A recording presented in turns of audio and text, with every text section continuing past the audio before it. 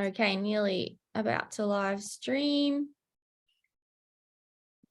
And Mark, take it away. Dun, da, da. Welcome everybody to the second night of Ode to Spring. Last night we had Trees, Fred Marchant and Jessica Greenbaum, yeah, anyway, they have an anthology called Tree Lines that came out with Grayson Press, and we were delighted to feature all of their, several of their contributors for Ode to Spring #1, which was Trees. Today we have the Critters, and I'm very much looking forward to hearing the Critters. But before we get started on that, let me introduce my co-host Cassandra Atherton, who's an award-winning prose poet and international expert on prose poetry. Her prose poetry is widely anthologized and has been translated into Japanese, Chinese, and Korean. Cassandra has published more than 30 books and is currently writing an illustrated book of prose poetry on the Hiroshima Maidens with funding from the Australia Council and the Victorian government. Cassandra co-wrote prose poetry, An Introduction, and co-edited the Anthology of Australian Prose Poetry. She's also commissioning editor for Westerly magazine and professor of writing literature in Melbourne, Australia. Thanks, Mark. Well, I write a lot about cats, so I'm going to read you a cat poem today. Our cat finds the afternoon sun, a box of yellow light on the cream carpet. Sometimes I stroke his velvety belly while he swats dust motes. During isolation, I eat crumpets with creamed honey for breakfast and snickerdoodles for lunch. On Sunday, I make honey joys in polka dot patty pans, and the cat sidles over to lick the stickiness from my fingers. A little short prose poem on my cat for the Critters show. So Mark, now we did this one yesterday, so it's exciting. I think all the people who were here yesterday will be able to join in. Mark Vincennes is an Anglo-Swiss American poet, a fiction writer, translator, editor, publisher, designer, multi-genre artist, and musician. He has published over 30 books of poetry, translations, and fiction, including more recently, There Might Be a Moon or a Dog with Gazebo Books in Australia, 39 Wonders and Other Management Issues, and The Pearl Diver of Irunmani with White Pine Press, getting fabulous reviews. Forthcoming collections are A Splash of Cave Paint with Spite and Dival, and The King of Prussia is Drunk on Stars with Lavender Ink, and a chapbook, An Alphabet of Last Rites with Chavina Bava is also coming out. Mark is a prolific translator. He's translated from, everyone knows this one, German, Romanian, and French. He's published 11 books of translations, most recently An Audible Blue, Selected Poems, 1963 to 2016 by award-winning Swiss poet and novelist Klaus Mertz, you know his name. His work has been translated into many languages, including Japanese, Chinese, Russian, French, Italian, Romanian, Greek, German, and Icelandic. He is currently working on a novel entitled The Age of Occasions. Vincennes is editor and publisher of the Stella Mad Hat Press and publisher of New American Writing. Here we go, people. He has lived all over the world, from Brazil to China to Iceland to India. He was born in Matilda Hospital on the Peak in Hong Kong, but he now lives on a farm in rural Western Massachusetts that Helen and Martin just stayed there, and they can tell you it does overlook Herman Melville's Greylock Mountain, Melville's inspiration for Moby Dick, where there are more, drumroll, American eels, short-nosed sturgeon, and red-fin pickerel than people. Mark, I love a pickerel. Don't we all? This poem is called, or prose poem is called Every Last Shrimp in the Sea. There's a little epigraph. That doesn't mean it has to end here. There has always been something to look up to. In that 17th hour, even though we've dipped into the book of life, she still evades us. She apportions out what the same in kind of what she so generously received. How generation after generation, deep into the mitochondrial, retain just enough to get through them through. And even after being revived 4,000 years anon, the master seed has interspersed triggers and signposts. We know the way this will go, as they say, as they awaken. There was a Peruvian sailor. His name was Ezekiel, and he had studied with all the best craftsmen of their creed. Indeed, their shamans and prophets, a temple priestess named Apollina. He'd communed with the craftiest foxes and toads, the wise, wonder-eared bats in the cloud forest. He learned everything a human might learn from myth and mystery, and he studied the arcane arts. As the waters began to rise, he set it clear in his mind that he would eat every last shrimp in the sea. So he ventured as far as the Philippines and the Easter Isles. In New Guinea, he met the lost tribes of the Angorian kingdom, where he broke Manoic, and in his stoicism ate fire ants, lamplighter fish, and spectacled snails, electric eels, but no shrimp. Every single time he ate, the pigeons looked on, cooing.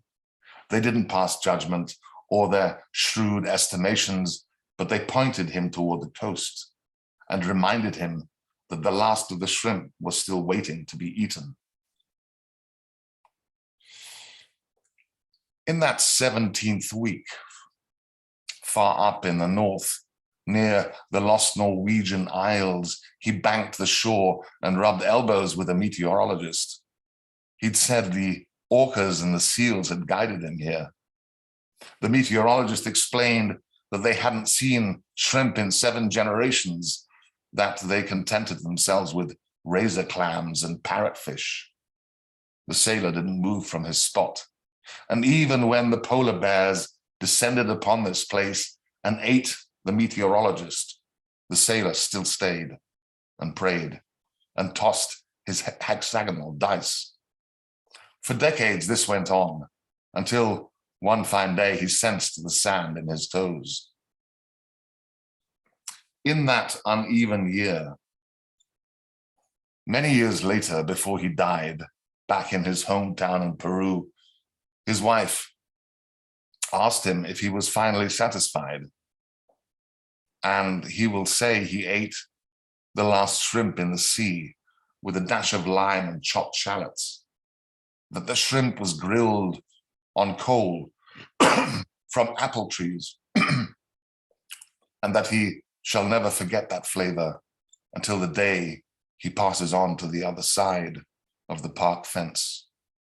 Meanwhile, more recently, secretly, the shrimp had metabolized and had banked their options and mutated into another creature as yet unknown. They joked amongst themselves that they were the living dead, and thus the awoken became the awakened.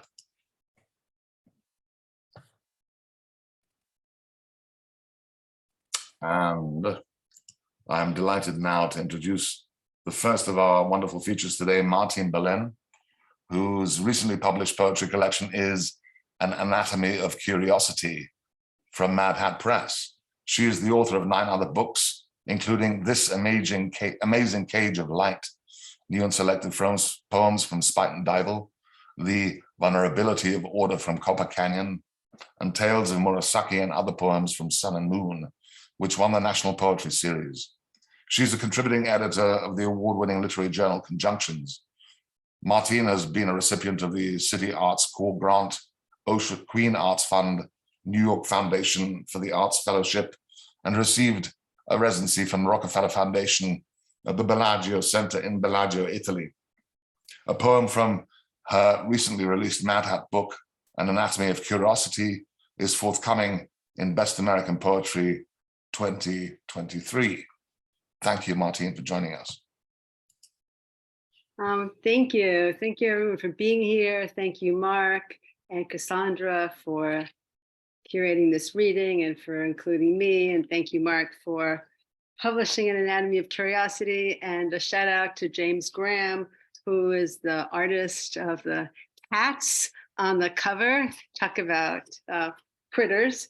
And I'm going to start with a poem from my collection, Wayback Machine, and the poem is called Cats. The cat belongs to me. The cat belongs to the house.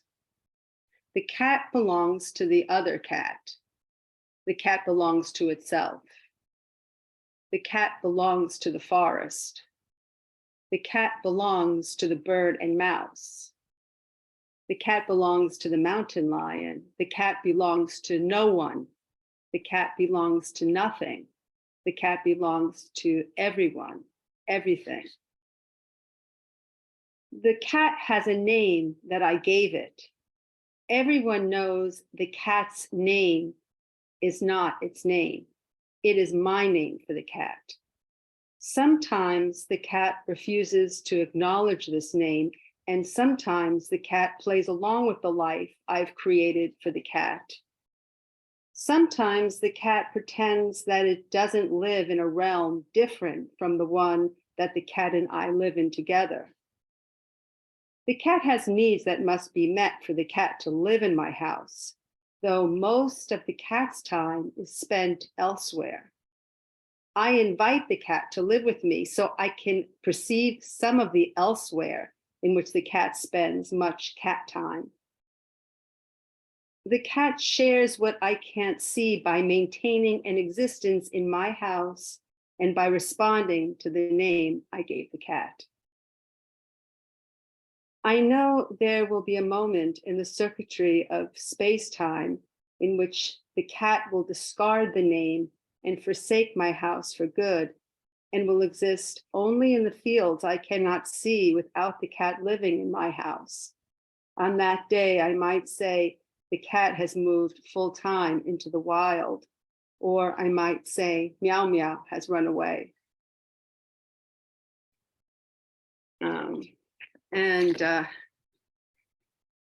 The other poems I'm going to read are from An Anatomy of Curiosity. It's just been published by Mad Hat Press. And I'm going to start with a poem. It's a triptych called Monkey and Spirit Bird Triptych. And it began as fragments that were written for art that Johannes Dorflinger created, and he had a show in Germany, and the show was his spirit bird art. And so I'll just show you a couple of the images that are from his art. This is a bird catching spirit. So this is a spirit bird or a bird catching spirit. And then also he has images of monkey. This is, he says on the back of it, my monkey Hieronymus is looking for lifesavers in his blue-green home net. So Hieronymus and spirit birds are in this triptych. There are 3 panels. Each panel is titled, and Miles is mentioned, and that's of course Miles Davis, and Keith is mentioned, and that's of course Keith Richards. Okay. The first title, A Swarm of Spirit Birds Imbibe Monkey. With hummingbird sipping tongues, a swarm of rogue spirit birds suck out monkey's lifesaver whole, suck on his sweet, sweet monkey meat. Beware and learn your spirit bird bell. Later, bored spirit birds lazily play board games, spinning their fetching fletchings, snowing spells, molting. Help, help, hollers Monkey King Hieronymus through a web of swelling wormholes, while ears as large as light hear. Light ears burn through the night. It's all about where you place your space. Just ask Miles. It's all about where you drop the garden gate. It's all about how you space your place. Just ask Keith. Open the tuning mirror to weigh spirit bird scales. Panel 2, titled Inside Spirit Birds' Insides. Sometimes spirit births worm their way through spirit birds. Panel 3, spirit bird Ouija. B. The cave's mouth expels snorts and limestone teeth glint blue-green, graveyards for sea creatures. I. Spirit bird trills sailing spells in the groove of an icy lifeline lake. R. Crumbling, corbelled bird bones, no body luggage in this language, no body baggage on this pilgrimage, the great rifted ocean adrift. D. On your stone cave walls, spirit bird spots a dancing space, another wing of the world to paint inside you, another wing in the world inside you. And the next poem I'll read is called A Conversation with Gerard Manley Hopkins. And the conversation is specifically with his poem, I Wake and Feel the Fell of Dark, Not Day, which you don't need to know, but there you have it. And the conversation is with him and the poem. And also, I very much speak to him in some, with his type of language. I use a lot of internal rhyme and alliteration, and just really enjoyed myself with the sounds and word choice. Okay. Feel the fell of nightfall, built of bones, bowls, portmanteau trunks, and sapwood blood. What sights the wooden heart has seen? Insouciant sloth, chimerical mercat, and other introverted animals pass through a door in a cave, in a cavity, in the cerebellum. There's a willingness, a wishbone which vibrates song from the campanologist to sound bluebird's tune, stone's inscape, provising memory, a rising sun east in the land of Nod, where extroverted animals in the louche lawn land. To right oneself, one's inflection point. You plant your feet deep for tap roots, need weeded paths to cleave the reeved heart. Hear throngs of tongues that touch a terrestrial kingdom and wing a nightly ship towards somnolent skies, renewing evanescence, resonance. And I'm going to end on a very different note. And this is a dog poem. It's called The Dog Doctor.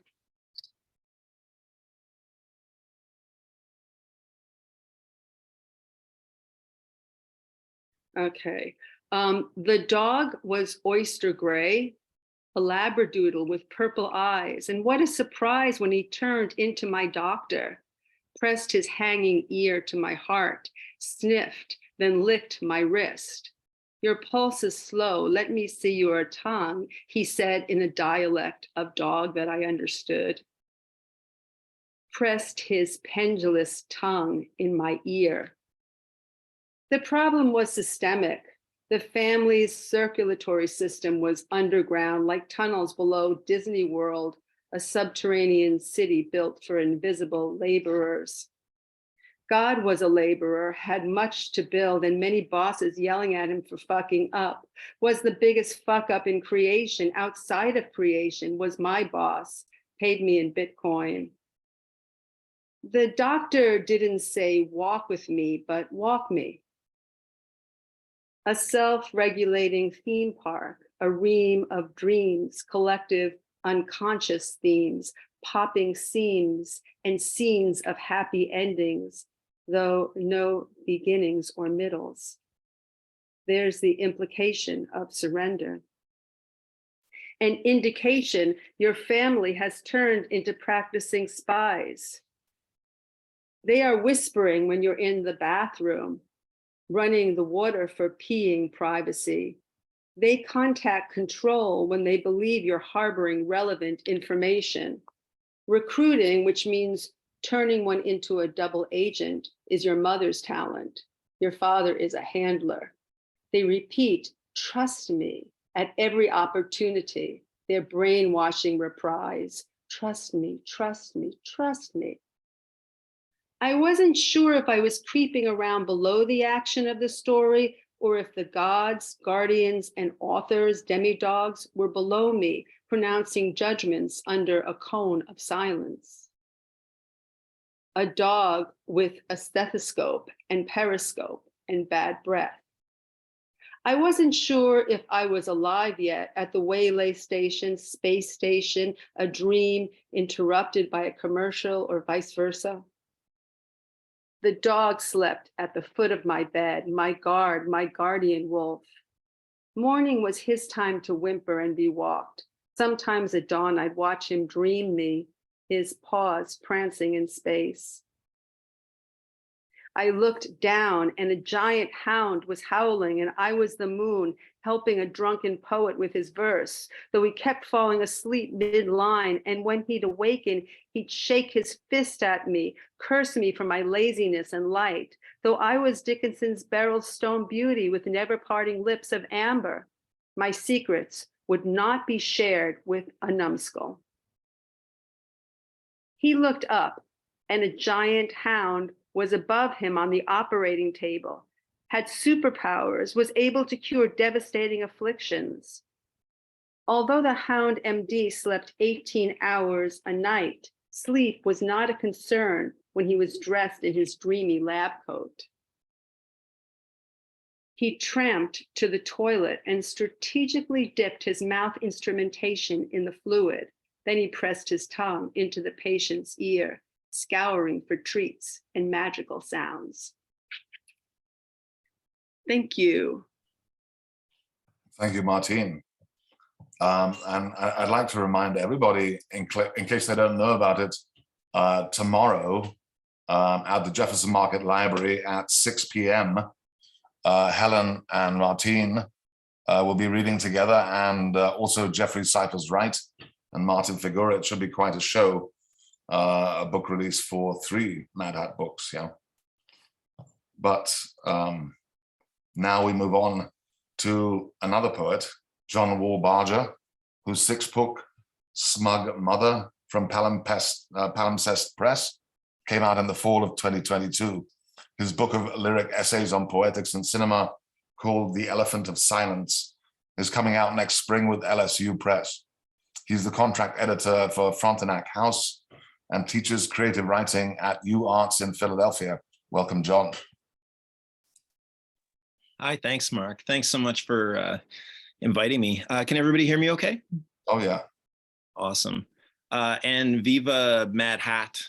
So many cool books come out of Mad Hat. Okay, I have 4 critter poems, and a little warning, I suppose. I realized when Mark told me that it was going to be critter poem themed, I looked for all my critter poems, and I have so many, but they're all maybe a little sad. So they're kind of sad, bordering on devastating. So they kind of go from like super sad to like middle sad. So I'll try to create that variation, but none of them are just like, you know, I don't know. We live in a fucked up world, I think, and it's hard on animals. So yeah. So the context for this first one, it's from my last book. It's called Resurrection Fail.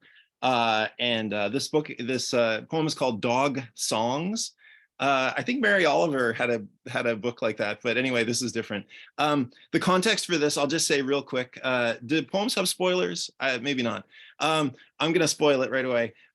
Tina and I, my partner, were living in India for 3 years in the north of India in Dharamshala, and we were living there, and we went on vacation to Puri, this place, so Odisha. And there are these dogs, these red dogs that were all over the place. And here's the sad part, just to brace yourselves. We were walking on the beach It's kind of a beautiful beach, beautiful romantic evening. And these red dogs kept washing up like the corpses of the dogs. And it was just absolutely horrific. Yeah, so I wrote a poem about it called Dog Songs. Child actor Jackie Cooper loved dogs. In 1931, on the set of the comedy Skippy, director Norman Torug, to help Cooper act sad, threatened to kill the boy's dog. It worked. Cooper cried and vomited until he was sedated. I tried to find the name of that dog, but could not. That story is about the star. The dog illustrates Jackie Cooper's ability to love. Would Cooper, if not dead of old age, be repulsed by the stray dogs here in Gamru, India? I wish you could see these two three-legged dogs play in the road. I think he'd enjoy them despite their bony ribs and seeping wounds. When Buddha said, I don't quarrel with the world quarrels with me, I think he meant that feeling of trying to sleep while the local dogs bark their fool heads off outside your window.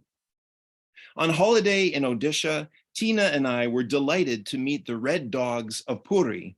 Why, I asked one romantic evening walking the shore, holding hands at dusk, are they all red?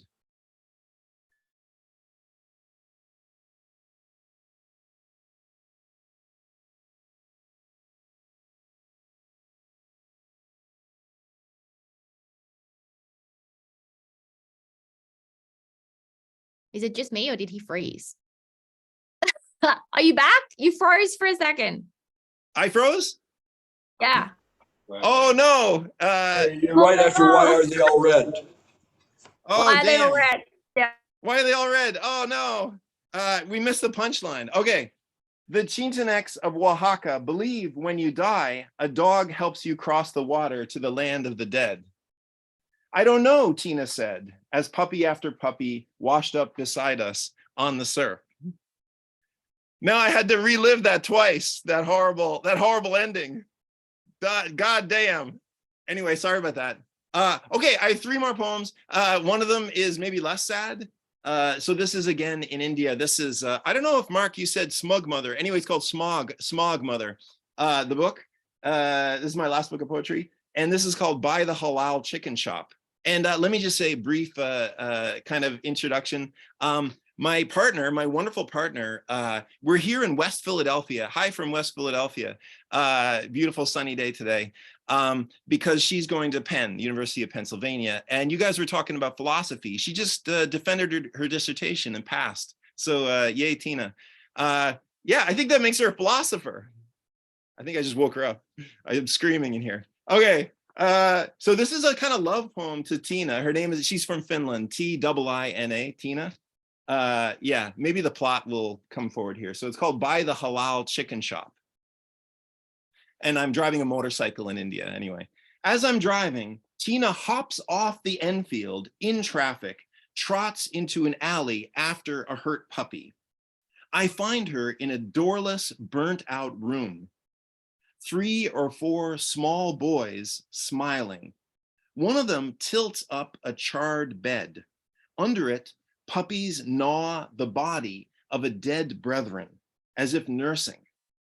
I hand the hurt one to Tina. It is all ribs, shit smeared on muzzle and eye. Grandma, do you remember Tina? You met her once, just before you were gone. She is not Catholic, but you might like her anyway. Is she good enough, you ask, for my John Wall? Just look how she holds the filthy puppy against her turquoise coat in front of the halal shop. That's that poem.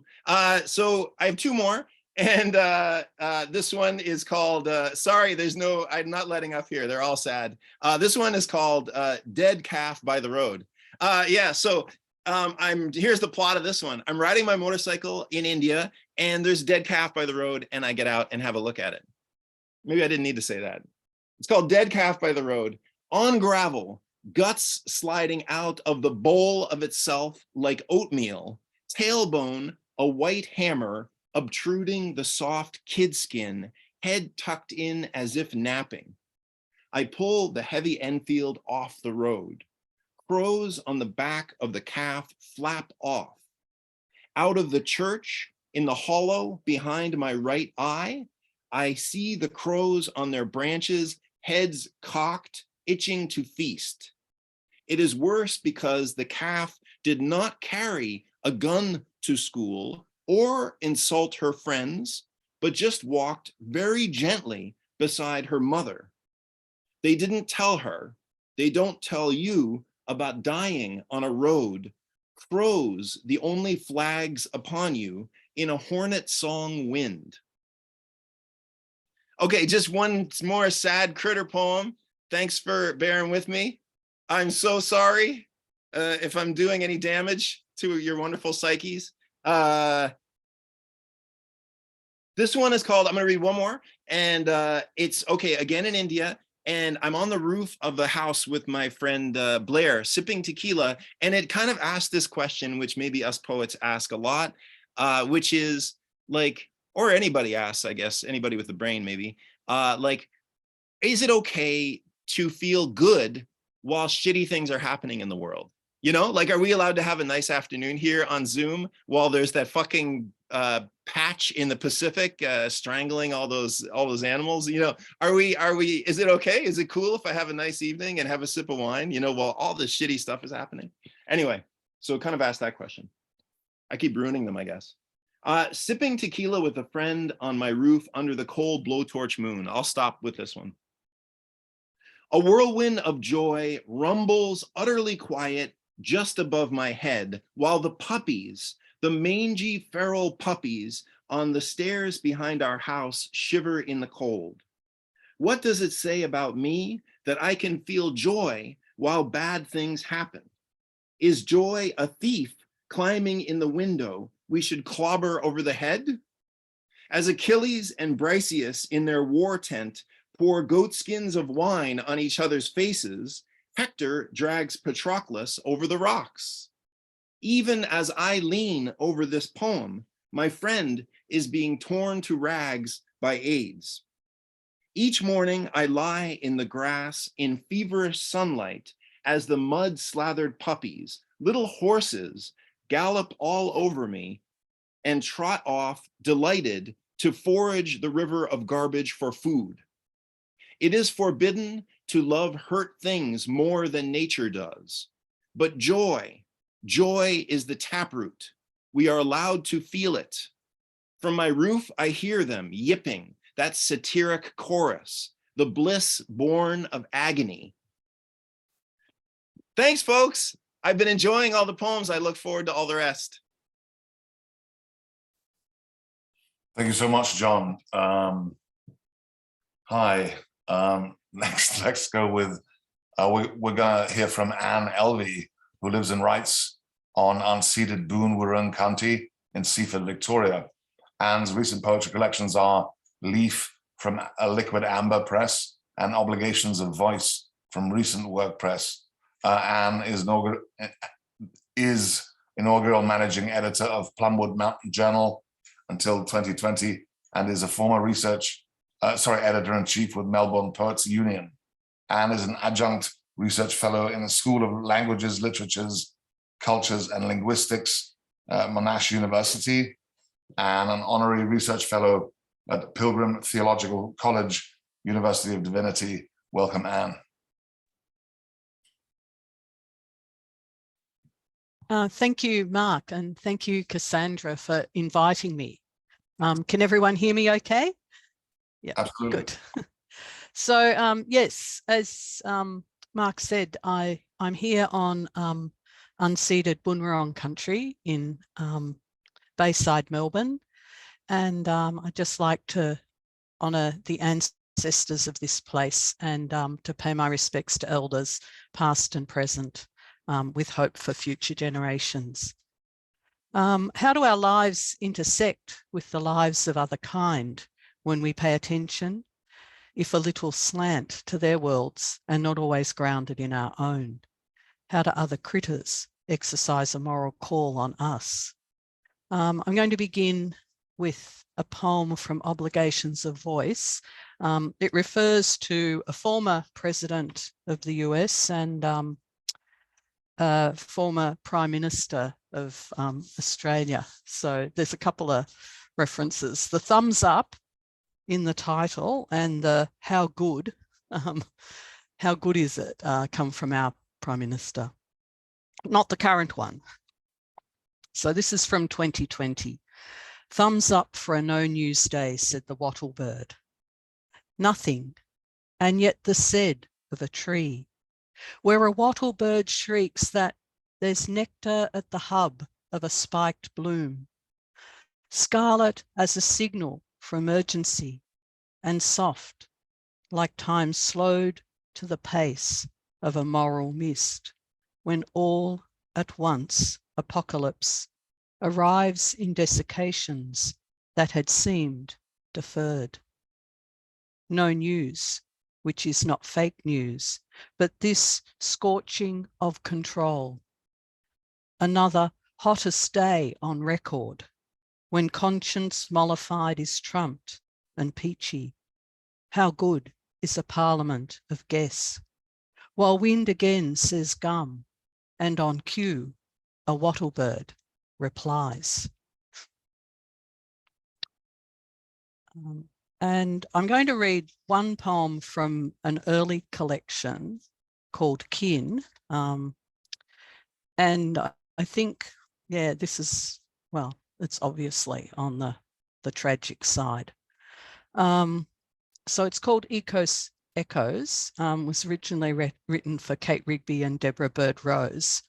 And it refers to two lists. One list called Extinct, the advisory list of threatened vertebrate fauna in Victoria 2013, and an advisory list of rare or threatened plants in Victoria 2005. Echoes, this neverness being between earth and God, the only of our soul's thirst, who we earth things are, who we are riven from the well world. Gone the eastern hare wallaby, gone the pig-footed bandicoot, gone the silver mulga. A dog's unleashed from the bite of a future. I avert my eyes, when perhaps a hand or shoulder's tightness eased might extend instead. Gone the white-footed rabbit rat, gone the long-eared mouse, gone the needle wattle. Two dogs on the beach, one grasps the hurled stick, the other claims it. Gone every saurus. Sand and sea are too salt for the soul, white skims the sky. Gone the things we forgot. The winter of few signals today, the things we loved. Gone the reverent. And moving closer to home in some ways, the next two poems are from Leaf, and they refer to moments, 2 different days, visiting the Langwarrin Flora and Fauna Park, which is also on Boonwurrung country. So the first is Desire in the Anthropocene for my friends and publishers, Pauline Breitling and Rose Lucas. A pied currawong tempts me with its glamorous mouth and curve, plumes gloss, white trim. I aim to snap, but the bird says no, withdraws firmly behind a trunk. A bill protrudes and one eye checks me out. I refrain from seeking better vantage for a shot, as if already it's too late. Already it's too late when my humid thought of warming knows data's story, if not its end. Angwin tips of straining breath prickle with dread. Already it's too late. Still I write, not in desperation, but in love with planet's pull. Grace answers for futility, A splendor of feathered intellect persists beside a word that holds for hope, as if another future might arrive. And toward the turn of the year, on the calendar my ancestors used, in a place not theirs, I was walking on a track with my son. Another mammal emerged, on all fours from scrub. The word might be galumphing towards us, 20 meters away. The son was visiting from France, the second year of pandemic. As the being resolved, he filmed a clip for his Gallic friends. It was mid-afternoon, warm and dry. 5 meters or so short of us. I thought of its claws and nocturnal habit. We moved to make space. The marsupial veered from the track into shade. The park where we strolled was habitat, nurtured on the site of a former military camp. A photo my son took shows the koala barely visible, camouflaged by dappled shadow and light, just off the path. The trail was gravelled with skim and scatter of histories, prisoners of war and a hospital for our troops, a long century on, breathed in reservoir and stone, where Bunwurrung country sustains. A southern emu wren flitted across our way, sun cast at our feet, its swift silhouette. And just a couple of very short poems. And I thought since Cassandra asked me, I had to read at least one prose poem. So this one is called A Black Swan. And this is from Obligations of Voice.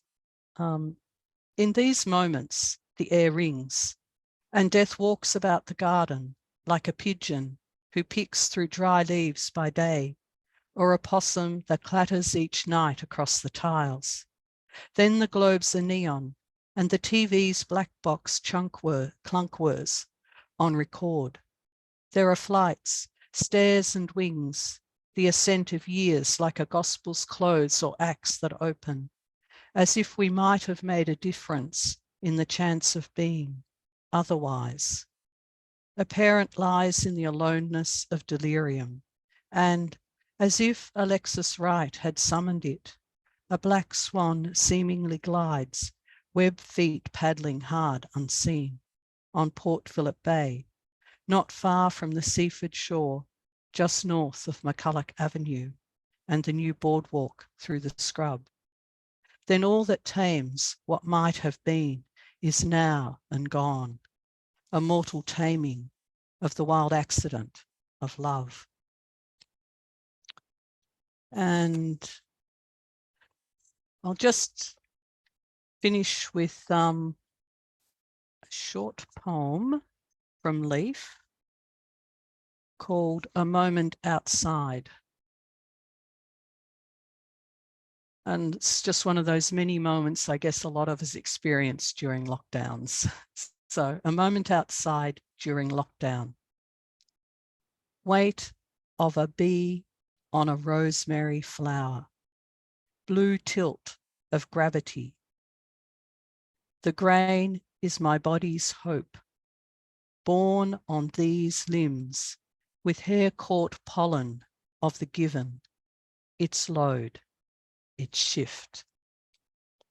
So, thank you.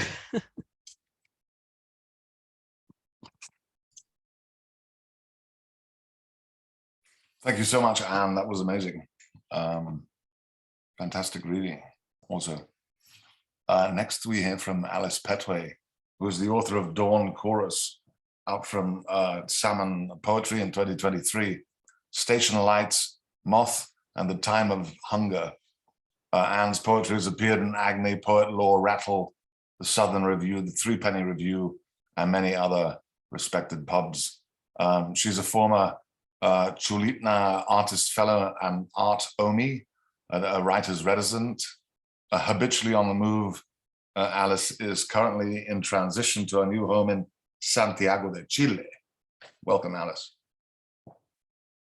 Hey everyone, and thanks so much, Mark and Cassandra, for inviting me yet again, second time this spring. It's great to be back. And perfect when Mark said that we were doing critters, because I'm going to be reading from my new book here, as he mentioned, Dawn Chorus, which was written during a six-week residency out in Alaska. And it is absolutely chock full of critters, so it's perfect. I will start.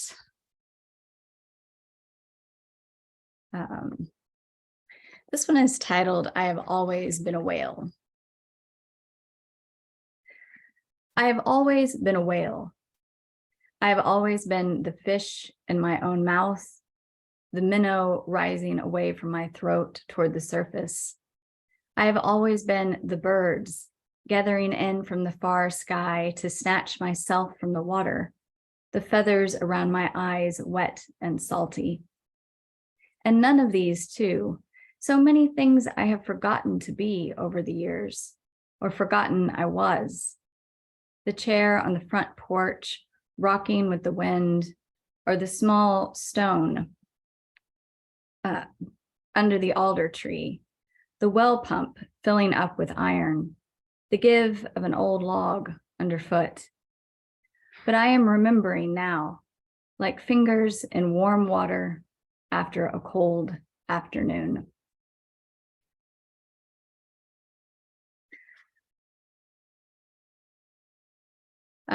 Before I move to the next one, I actually want to give a little shout out to the Chuletna Lodge folks too. I don't think it's a very well-known residency, but it absolutely should be. It's out on the lodge is on the shores of Lake Clark, and they invite not just poets, but all sorts of writers, artists, musicians, dancers. Basically, if you do something creative, they will give you a chance to go out there and just work within nature. And it was an incredible experience.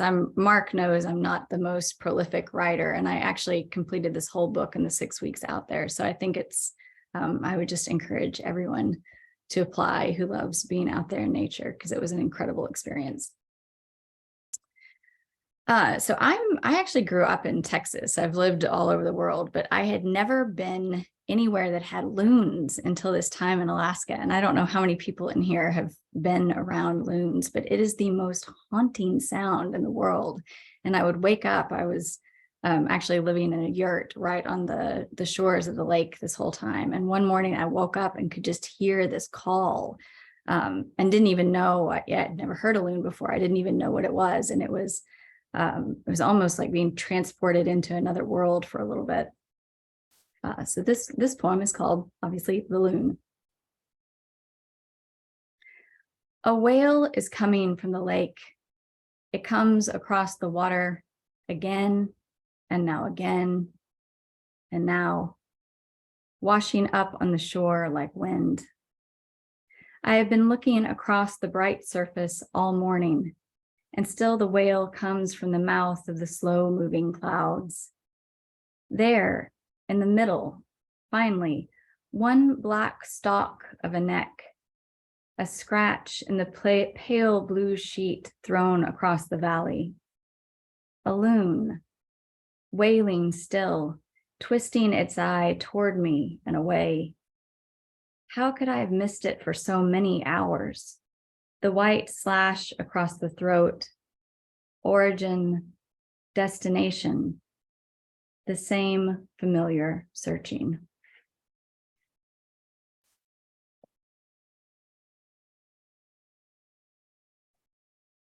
We have the whole span of critters in these between the covers of Dawn Chorus. So we'll go from the water to the shore. This one has little creepy crawlers in it, and I have seen spiders big and small in my adventures, and I think they're fascinating. I know people generally hate spiders, but I think they're absolutely fascinating creatures. Maybe not in your bed or in your shoes, but out in the world. I'm happy to share the outdoors with them. Anticipation. Spiders move among the lake rocks, stirred by sun and air roiling above warming granite. In the quiet, their legs needle along the shore, bodies heavy and illuminated. It is too much to sustain this slow carrying of the self alone in the early spring. One step, one leaf landing crackling onto the bank, and we scatter for safety.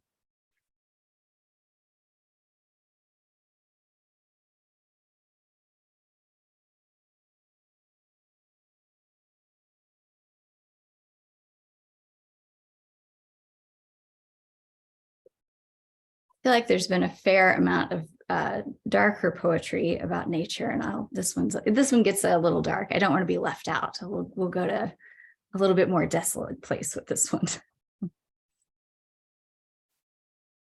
Nature.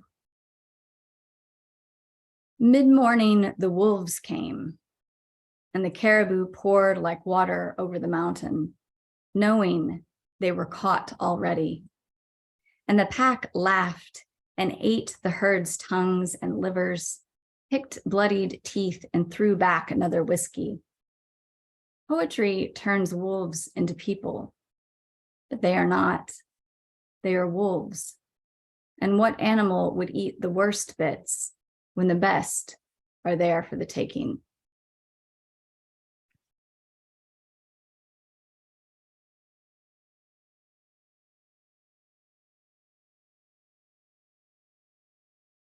So when I arrived there at Lake Clark, it actually snowed as I took the boat across the lake to the lodge for the first time, but I was there as the thaw was just starting to come.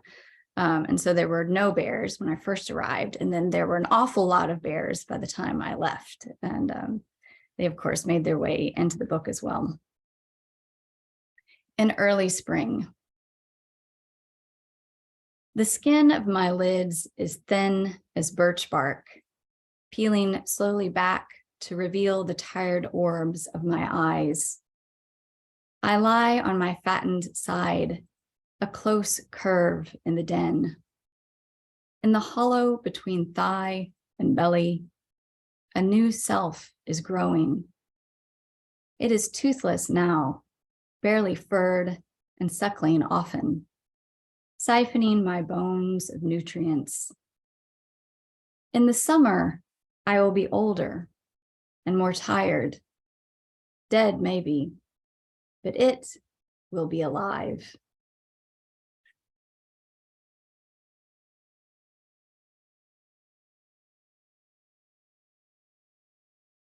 Stick with bears for a minute. This is another bear one.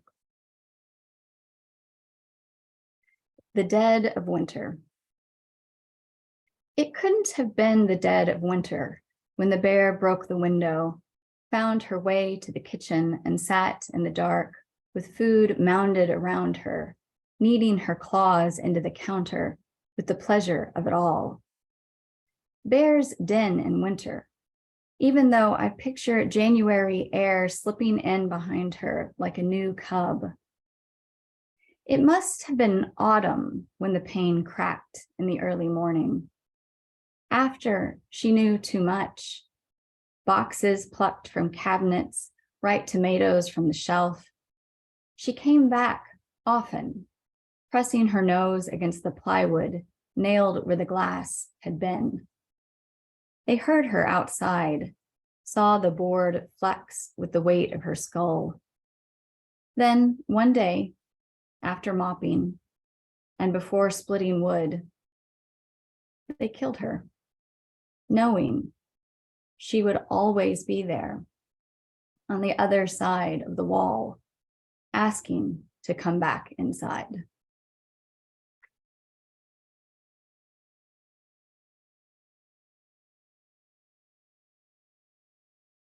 I'm going to finish up with two salmon poems, which I feel is fitting since I'm with salmon poetry. The first is Spring Breakup. And I have to say, so I'm married not to a environmental biologist, I'm married to a microbiologist, but there are many biologists in my lives. And I will tell you, when you write a book that has critters in it, what happens is all of the biologists in your life tell you all of the things you got wrong. And then you have to go back and revise everything. So I'm just going to tell you, this one went through many, many revisions while I was schooled on the nature of salmon spawning. And it may still not be exactly right, but hopefully you will bear with me if I took a slight bit of poetic license with the biology in this one. Spring breakup. The salmon fry burrow deep into the lake's floor. Watch their mouths. Winter is long enough to say all the wrong things twice. Emotion descending from the surface like expanding ice. Too thick and we'll all freeze at the bottom. Breakup, when it comes, is sudden. The babies drink too much, say everything, all at once, and swim for the ocean.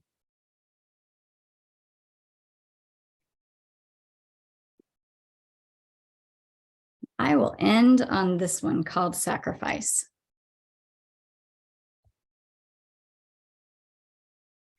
When the young salmon burst their eggs wide, gorge on their mother's death, they swallow down the contract all daughters sign sooner or later, trading life for the sweet, sick meat of sacrifice. The taste of it lines the stomach for years. They are grateful for it, crave it even, but always the bones with their watery flesh, always the vague egg memory of her generous form circling round and round, flesh fading from red to white as she waited to die, as her children waited to be born. And now in the far ocean, my belly empty of eggs, I have no reason to return to the fresh water, to duplicate her suffering. Even if I were swollen with daughters, even then, I might betray the cycle, release them to the sea, knowing they would die. Thank you again, everyone. It's so lovely hearing all the great poems being read, and I'm looking forward to the rest of it. Thank you, Alice. Love the salmon poems. Next, we hear from Helen Ivory, who is a poet and assemblage artist from Norwich, England. Her fifth Blood Axe collection, The Anatomical Venus, was her fifth. She edits the webzine Ink, Sweat and Tears, and teaches creative writing online for the University of East Anglia National Centre for Writing. A book of mixed media poems, Hear What the Moon Told Me, is published by KFS, and a chapbook, Maps of the Abandoned City by Survision in Ireland. She has work translated into Polish, Ukrainian, Spanish, and Croatian as part of the Versopolis project. Her new and selected poems, Wunderkammer, is just out from Mad Hat Press, and she's working on her next collection for Blood Axe, How to Construct a Witch. Cool. Thank you so much, Mark. Thank you, Mark and Cassandra, for everything you do. You're brilliant, both of you.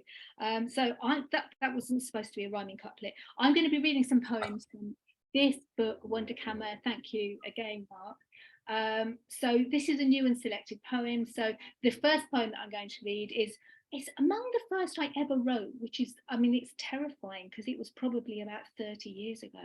And a little bit of context, I was at an exhibition called Art and Psychosis at the Hayward Gallery in London. And there were a series of drawings of a mouse being extremely violent towards an elephant. So here we go. How the mouse moused the elephant.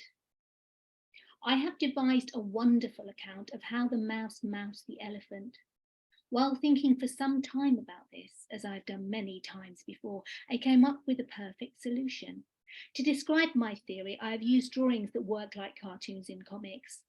These show the precise actions of the aforementioned. Since the mouse is somewhat diminutive in comparison with the elephant, I have suggested in the drawing that he had an axe. The axe is mouse size, so quite small. It would have little impact on such a beast.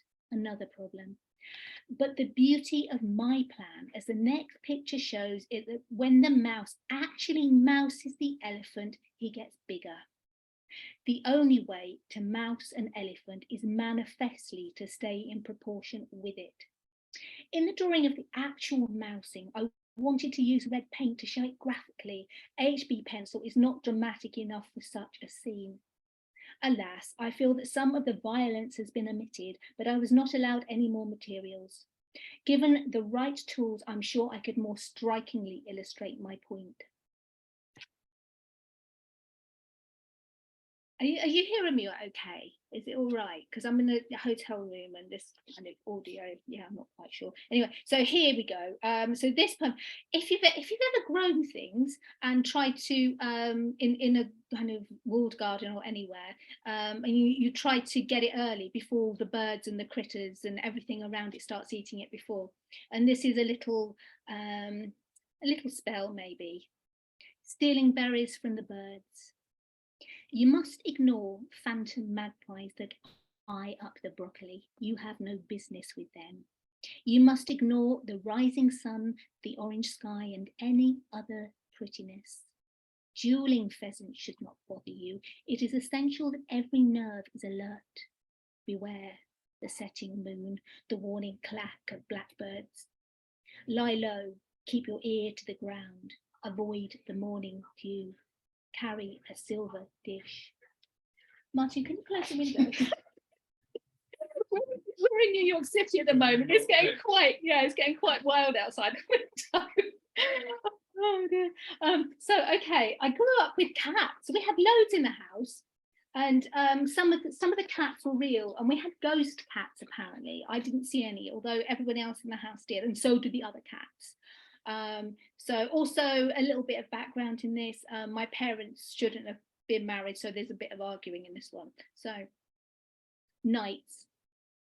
Those sleepless nights of my childhood where cats and phantom cats hiss from opposing corners of the room, where the moon somehow rests on top of the wardrobe, and voices haul themselves up the stairwell to stand awkward in the doorway, or else chase each other down the street with knives. More cats, more cats, more cats, more cats. We have no more cats here. This is these poems are that I'm reading now are from Waiting for Bluebeard, and in the beginning of that book there's some poems based on my childhood, and in that section of the book there's things talk that you wouldn't expect to talk, like snow, like the house, and this is what the cat said. Empty your past lives onto the table, let me chase them away like mice. I will catch one, turn it neat inside out. See, the mouse has no heart. And when they've finished tidying up, each skull licked perfectly clean, we can set about building a nest fit for catlings from the fur drifts under your bed. I love the word catling. It's another word for kitten. So this is my last poem, I think. It's a sequence. And it's from the witchy poems that I'm writing. And so, animals, critters, everything at a certain time might have been suspicious because they might be witches familiar. And they were called imps. What else? What do we have in this? I think I'll just read it through. I'm not sure. I'll just read it. We'll see how we go. Oh yeah. So in the first, this is the sequence. In the first sequence, there are names like Elimancer, Pywak, Peck in the Crown. They were names in the Essex witch trials that were given to the spirits. You know, the people who were accused of being witches were saying, yes, I've got a cat. You know, they were being tortured. Yeah, I have a cat called Elimancer. Yeah, I have these creatures. Okay, all the suckling imps. Oh yeah, another thing. So suckling an imp. So the idea of being a bad mother, and you would have teats on your bodies where you would feed these creatures. All the suckling imps.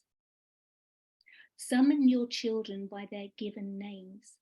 Be wet nurse, harbour, slatternly distaff. Let them suck of your virulent blood. Now issue them, Elemancer, Pyewacket, peck in the crowd to derange the neighbours, rabbits, kitlings, polecats and rats, have them spilled from your skirts, from your crimson teats. A hare on the threshold, tame like a dog, bright crooked cast in its lemony eye. Basket of apples placed on the floor of a virtuous larder, a peppery grimalkin curled on the roof. A good wife takes to her bed, body a roost of convulsions, an apple a day, an apple a day. A palaver of mice, big as squirrels, ravage the hayloft. Winter rises early. A smother of crows draws its dark cloak across the pale vault of heaven. A scabrous dog, kiss cold as clay, springs from the lap of its fostering bedlam to dance and dance the black dance of itself. A tissue, we all fall down. Old woman who lives in a shoe, oh monstrous mother, now what will you do? The watchers have come to unclothe your imps. The prickers are here, sing witchery, sing jinx. Thank you.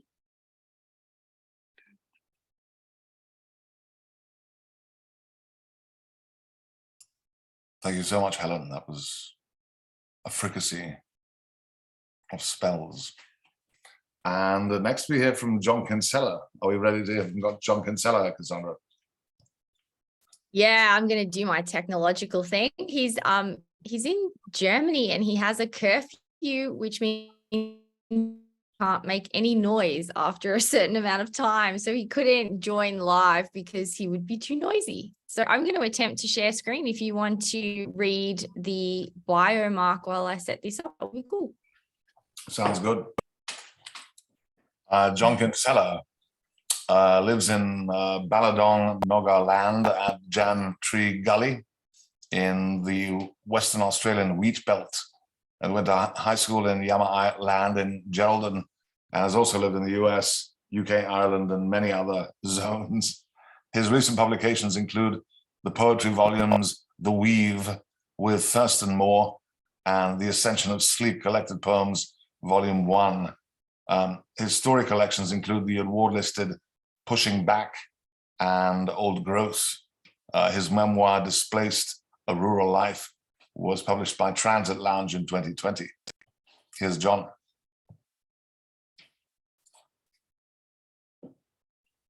Hi, I'm John Kinsella. I'm going to read in the first two of Villanelle's, The Little Cormorant Tree. Dozens of little black cormorants daylight roosting on the dead in the lake tree with its duckweed halo, the suburbs close around them with stilt ibises watching. These cormorants are florets, open and closed, some contemplating difference as close friends dry their wings, the beta carotenes offering sap flow. Dozens of little black cormorants daylight roosting. Between the lake shore and an islet, the cormorant tree is preparing for mass ascension. That lift of surprise or agitation, a threat that roused through the suburbs close around it, with stilt ibises watching. So many encounters with humans who can't reach its branching into the close air of all breath, held together by slick diving birds of shared ego. Dozens of little black cormorants daylight roosting. Its weight of numbers shows the faith of death shaping, the ringwork of growth that adds invisibly after the scherzo. The suburbs close around them, with still ibises watching. White ibises, 4 inches of the tree, in its weirding way of life, death, its offering of sanctuary. Monopoly, Expo. Dozens of little black cormorants them. Watching.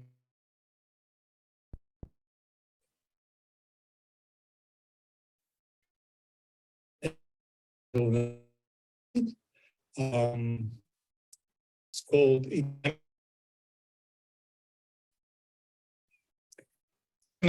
Singing Honey Eater, attended not very, half a dozen silver eyes flurrying excitedly about this loner. Alone, this singing honey eater comes in over the hills and paddocks into geraniums. Meditation. singing honey.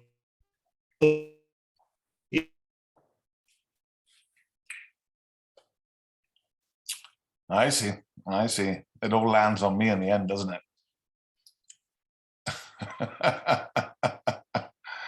Okay. Anyway, that was John trying to read to us. We will seriously.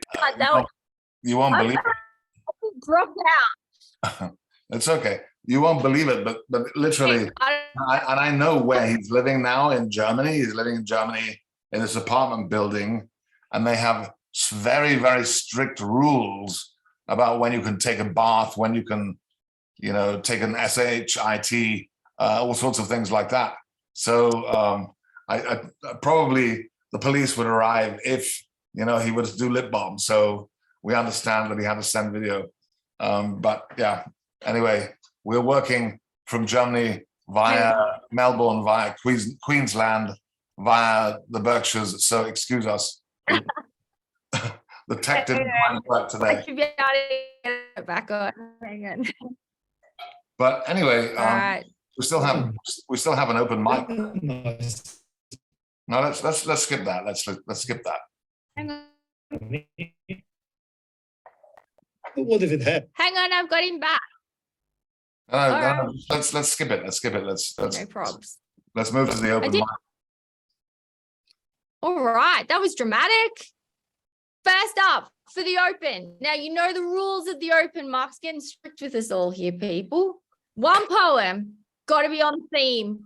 Critters. So, first up, John Wessick. He's always first up because he's so awesome. John. Okay, yeah, here's one on critters. This is called The Dogs of Argentina. Follow us all day after only a pat on the head. Not the pampered purebreds walked in packs of 12 through wealthy Buenos Aires neighborhoods, but the strays who beg at cafes like desperate mothers shouldering hungry infants to diners' tables.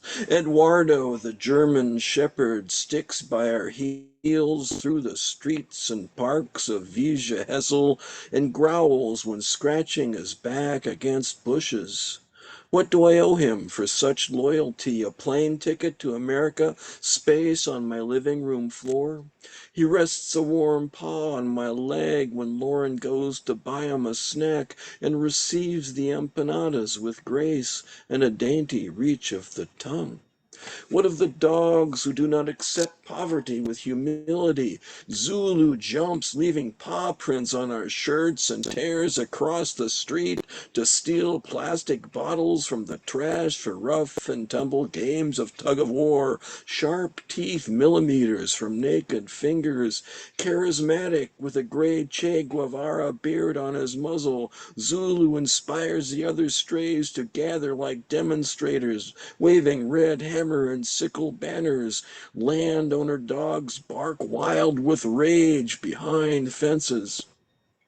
Announced by a chorus of howls, Lauren and I arrive at the Zen Center on Calle Ocho. Pine incense, the sound of bells, a mallet striking a wooden block. In the serenity of the meditation hall, knees grind into the concrete floor, the stillness marred by a scratch, whine, and snuffle under the door. And of course, I That was awesome. left that one of my dog What'd you say? buddies who adopted us in La Serena, Chile, also, but that was later on. So. Well, I'm obsessed with Eduardo, the German Shepherd. He sounds beautiful. Oh, And I think love we all need Eduardo. a Zen. Absolutely. Thank you so much. That was such a perfect way to open. That was really moving one too, John. Thank you. Next, we have Don. Don, you're up next. What do you got for us? Was he still around? Let me have a quick yes, look. I'm here. I'm here. Hi, sorry, I was looking for you. On October 19th, 2022, 2 days before his 19th birthday, Sam Westmoreland, a freshman lineman at the Mississippi State University football team, texted love to his mother and sister, drove to the Blackjack Missionary Baptist Church, and died. Brown offered a Sparrow Generations. Brown offered a full ride on my tennis, MIT on academics. Even then, I knew I want to learn in college. I have a choice. Chris Dolman, Tony Dorsett, Dan Marino, the lucky athletes who soared to glory. Their generations passed through Pitt Stadium right outside my office window.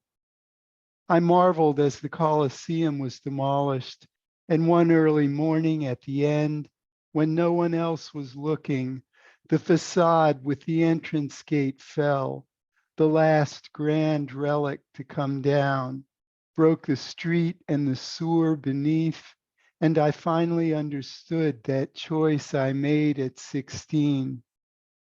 Now it's an event center, the Pete, glass and concrete, food mall and Wi-Fi, Judas Priest and basketball, Foo Fighters, hockey, Disney on Ice. Sometimes I ride up the elevator. Mostly I walk outside through the hedges, alive with birds, feral cats, and groundhogs. Either way, you can't miss that vaulted interior, limitless ceiling, video wall like the side of a house, sports news constantly running, pictures of trophied athletes displayed in locked cases like numbered Audubon prints or rare baseball cards. In the morning, I pass by the gym. Even at 6, there are students on the treadmills, boys fit and massive, beautiful, girls fit and beautiful too. I see them on campus with their teammates, lounging and laughing, bruised and braced, casts and crutches. Often a bird strikes the peat windows in flight, then lies still on the concrete till the janitor comes. Sometimes I carry one back to the hedges when it's been days. Last week I saw a sparrow by the glass wall, standing on the concrete like a statue, even when I knelt beside it. I touched his belly, urged him, step up. He hopped over my finger, then turned and flew onto my hand. The life and quickness in that tiny body, the bright trust of a stranger. I slowly stood and walked him up to the hedges, urged him once more, and he flew free on to his own life. Wow, that was very beautiful and moving. And I loved the jewels at the back, especially that bird image that you've got up at the moment. Really, really moving. Thank you. I wish I kind of knew why I made the decisions I made at 16, but maybe I'll still get there somehow. All right, Linda from down the road. Linda, you are up next. What have you got for us?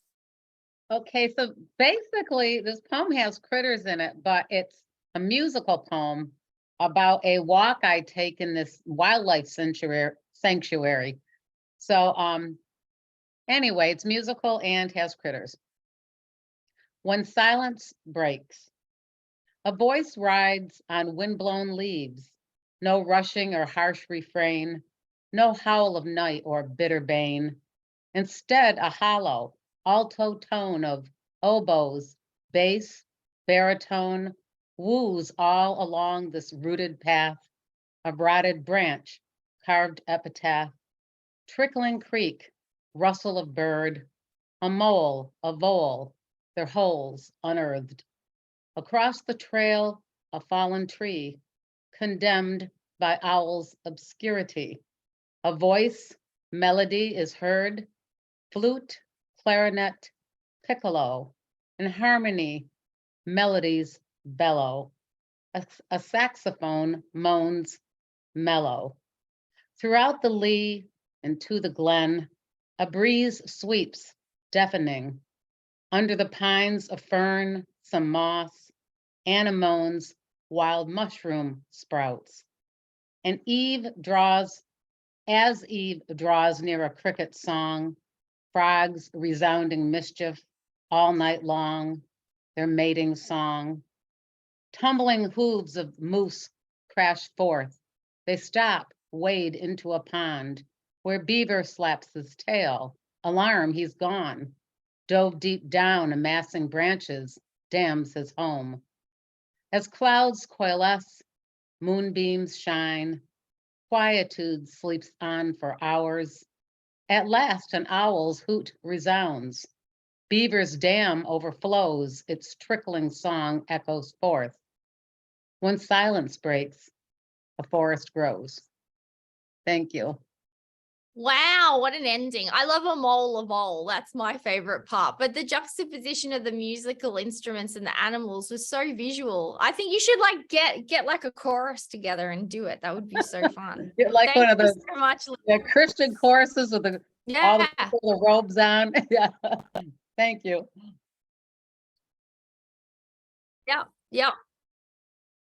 Next, we have Kurt with his velvet voice. You are up next, Kurt. What do you have for us? Can you hear me okay? Absolutely, with that voice always. All right, here we try here. There are critters in here, but the critters are closer to home. I think the critters are us. So anyway, this is called Bacon in Dubai. Bacon in Dubai. Fumes that burn and float from a piled slaughter of bodies on the lobby's OLED TV doesn't breach my nose. White-coated, a waiter pours charcoaled coffee. Gold in his teeth gleam, sunlit, like the hotel's camel logo on his chest. Before it cools, I'd better butter my toast to better swallow it. God, there's no God among butchered bodies. Arabs do not eat ham, neither do Jews. So alike the two, both hold Abraham's vow, wrist ready to rip, knife at his son's throat. Fickle, are Christians the worst of the three? How is God singular or male or any human thing? From the edges of my lips, saliva drips as a crisp bacon strip crumbles in my mouth as the warm, wet yolk breaks yellow from the pouch of a poached egg, and a chicken's succulent embryo slather glides down my red throat like a long, wet knife. That was so good. I don't know anyone else that can like have philosophical ponderings and bacon. Honestly, it's made me like full and hungry at the same time. It's awesome. I love the embryo egg bit. That's like, I don't know if I can look at my eggs in the same way now. Thank you. That was awesome. DeWitt from his chair. He's going to have something brilliant for us. I think he was a favorite yesterday. What do you got today? Well, for critters, you may as well go for the biggest. Wait, what's the biggest critter there? Which, of course, is King Kong. So this is sort of an ekphrastic poem of the iconic moment in the stupidest, most genius film ever made. It's called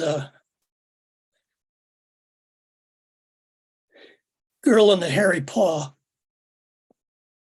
It's a voice that doesn't exist, so it's got to fail. I mean, I'll give it a try. Membrane loose, legs pale beneath, like scabs or blisters from my hand or peeling from my feet. Like cast-off skins from slither kinds, and yet so different. Not leaf or rind. I peel from shoulder, sniff a musky flower scent. Hers, dazzling behind eyes, so soft to touch, still breathing. Eyes wide, head rolls, sees me up close, whimpers, kicks, curls, and clenches in my gentlest grip. Like lift closer for sniff, scent tickles like sap. I tease with gentlest strokes. She gasps and fights. Again, I stroke her heat and soft, her yellow fluff, wild pulsing of her little life, the panic of sharp cries. And on my finger, faint from long ago, I'm breathing in my mama's musk. That was awesome. I don't know anyone else who think about how to get inside the head of King Kong. DeWitt, you are the King Kong of poets. That's it. We're all right there with you. Thank you so much. Always fun with DeWitt.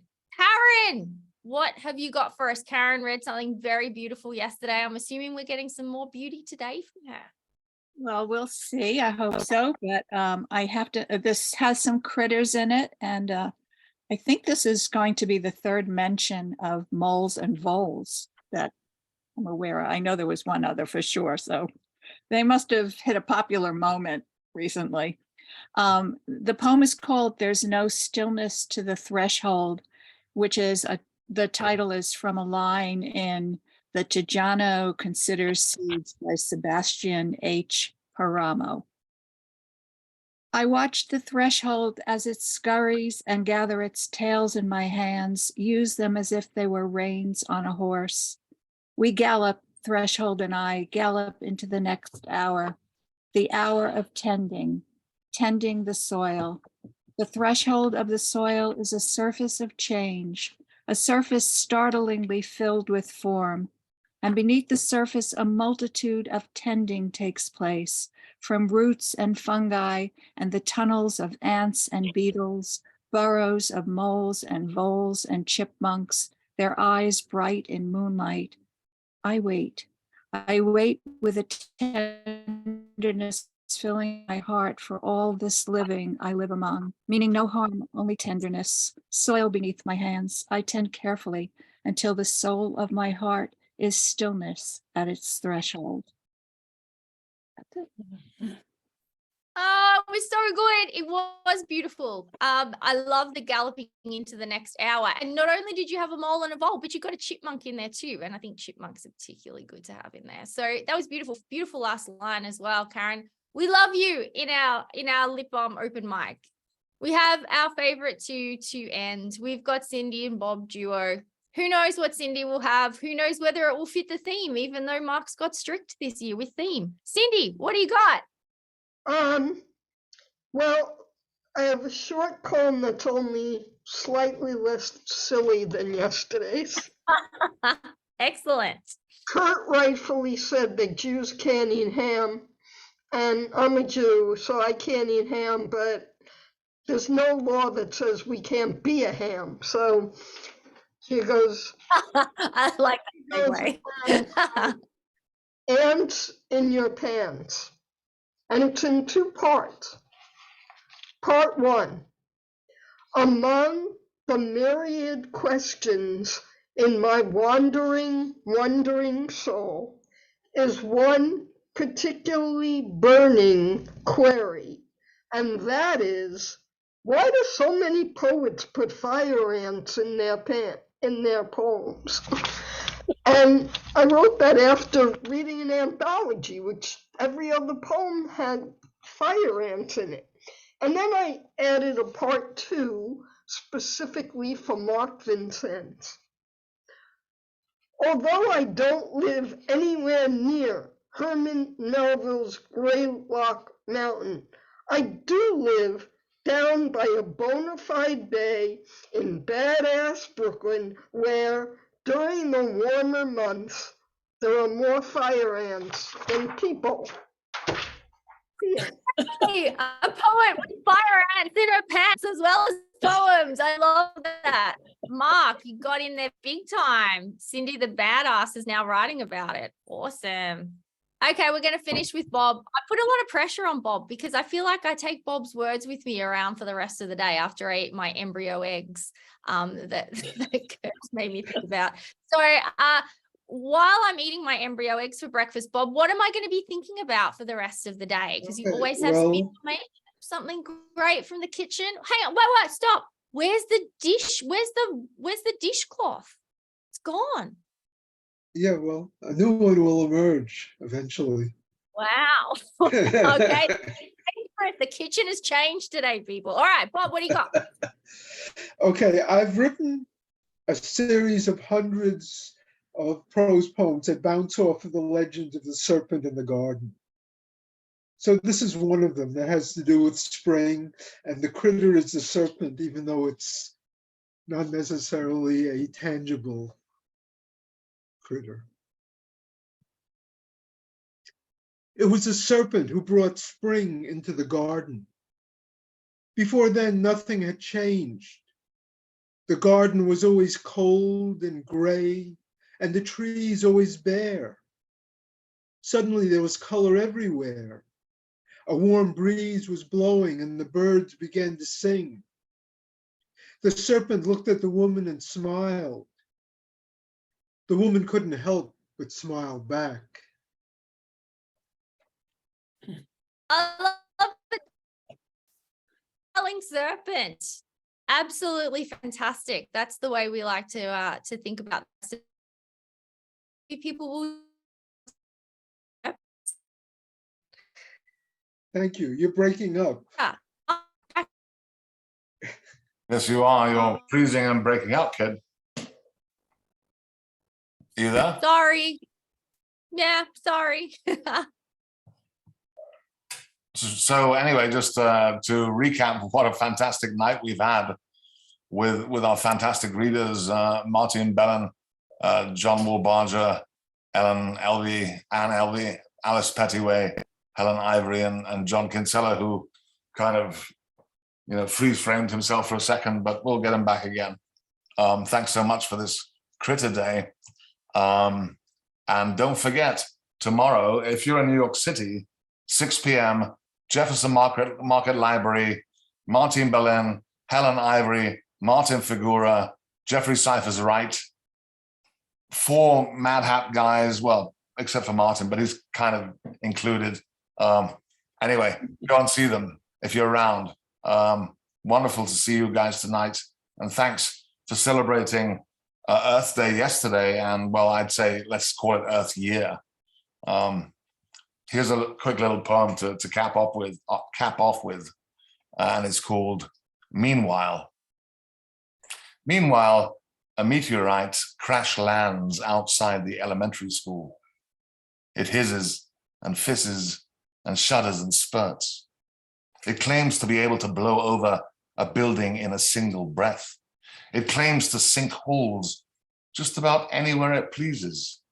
It has the significant constitution of an artificial counterintelligent. It groans. That's a Sputnik, someone says, and from a distance, the crowd buzzes and mumbles and mutters. The reports are arriving in right now. Thanks so much for this wonderful evening, everybody. Next, we have Caroline Haggard, and we have James Tate Hill and Melissa Odstrom on May 6th. So do join us for that. But thanks so much for tonight. Lots of love and poetry, and to the critters in the trees. Thank you. Thank you. Bye, everyone. Bye. Lovely to see you.